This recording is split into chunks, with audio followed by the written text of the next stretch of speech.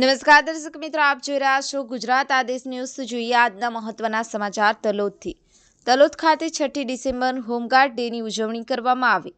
6 December 2024 તારીખ 6/12/2014ના રોજ home guard unit Talod ખાતે ઉજવવામાં આવેલ, જેમાં જિલ્લા કમાન્ડર એનએમ ચૌહાણના માર્ગદર્શન હેઠળ તલોદ ખાતે સાક્ષરતા અભિયાન, જનજાગૃતિ અભિયાન, વ્યસન મુક્તિ રૂટ માર્ચ, રમતગમત સ્પર્ધા, સ્વચ્છતા અભિયાન જેવા કાર્યક્રમનું આયોજન કરેલ હતું, જેમાં ઓફિસર કમાન્ડિંગ રાજદીપસિંહ ઝાલા, પૂર્વ ઓફિસર રાજેન્દ્રસિંહ ઝાલા તથા તાજપુર ઓસી રાજેન્દ્રસિંહ ઝાલા, એનસીઓ તેમજ હોમગાર્ડ જવાનો હાજર રહ્યા હતા।